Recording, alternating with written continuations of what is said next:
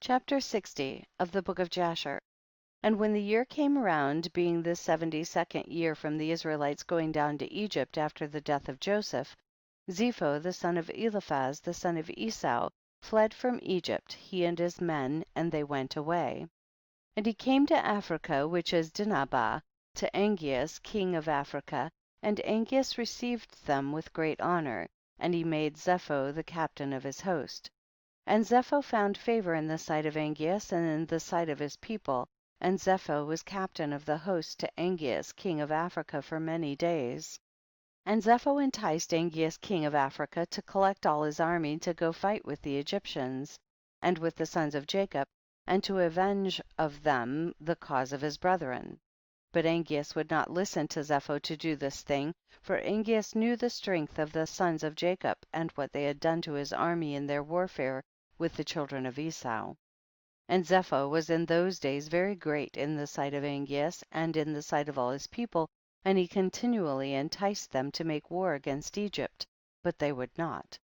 And it came to pass in those days there was in the land of Chittim a man in the city of Puzimna, whose name was Uzu, and he became degenerately deified by the children of Chittim, and the man died and had no son, only one daughter whose name was Janiah. And the damsel was exceedingly beautiful, comely and intelligent, there was none seen like unto her for beauty and wisdom throughout the land. And the people of Angeas king of Africa saw her, and they came and praised her unto him. And Angeas sent to the children of Chittim, and he requested to take her unto himself for a wife. And the people of Chittim consented to give her unto him for a wife.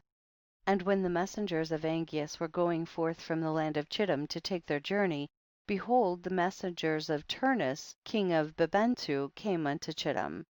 For Turnus king of Bibentu also sent his messengers to request Janiah for him to take unto himself for a wife, for all his men had also praised her to him. Therefore he sent all his servants unto her. And the servants of Turnus came to Chittim, and they asked for Janiah to be taken unto Turnus their king for a wife. And the people of Chittim said unto them, we cannot give her, because Angeas king of Africa desired her to take her unto him for a wife before you came, and that we should give her unto him, and now therefore we cannot do this thing to deprive Angeas of the damsel in order to give her unto Turnus. For we are greatly afraid of Angeas lest he come in battle against us and destroy us, and Turnus your master will not be able to deliver us from his hand. And when the messengers of Turnus heard all the words of the children of Chittim, they turned back to their master and told him all the words of the children of Chittim. And the children of Chittim sent a memorial to Angeas, saying, behold, Turnus has sent for Janiah to take her unto him for a wife, and thus have we answered him. And we heard that he has collected his whole army to go to war against thee, and he intends to pass by the road of Sardonia to fight against thy brother Lucus, and after that he will come to fight against thee.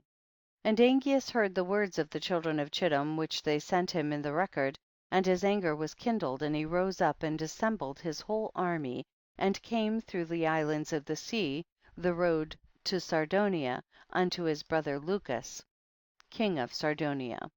And Niblos the son of Lucus heard that his uncle Angeas was coming, and he went out to meet him with a heavy army, and he kissed him and embraced him. And Niblos said unto Angeas, when thou askest my father after his welfare, when I shall go with thee to fight with Turnus, ask of him to make me captain of his host. And Angeas did so, and he came unto his brother, and his brother came to meet him, and he asked him after his welfare.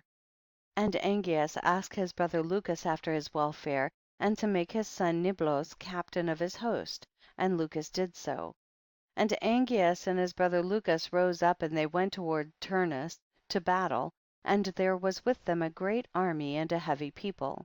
And he came in ships, and they came into the province of Ashtarash, and behold Turnus came toward them, for he went forth to Sardunia, and intended to destroy it, and afterwards to pass on from there to Angeas to fight with him.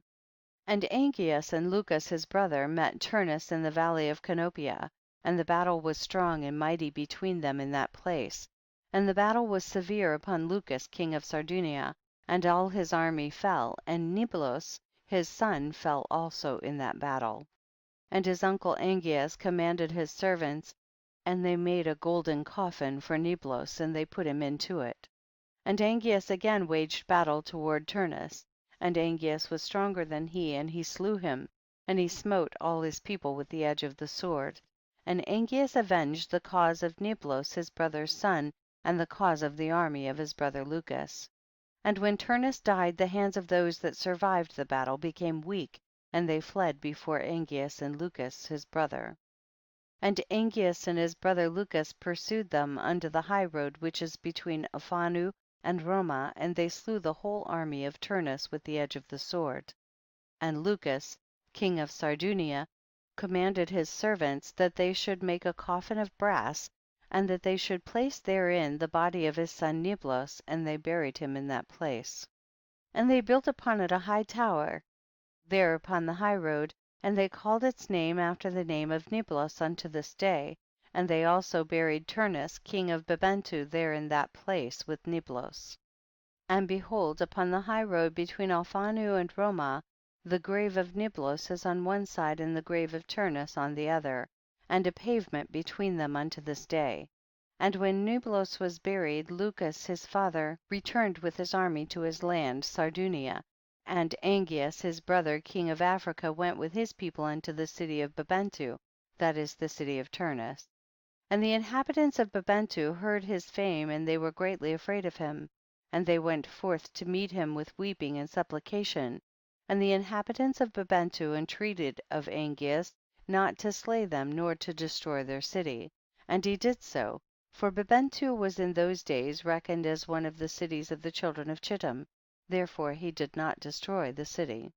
But from that day forward the troops of the king of Africa would go to Chittim to spoil and plunder it, and whenever they went, Zepho the captain of the host of Angeas would go with them.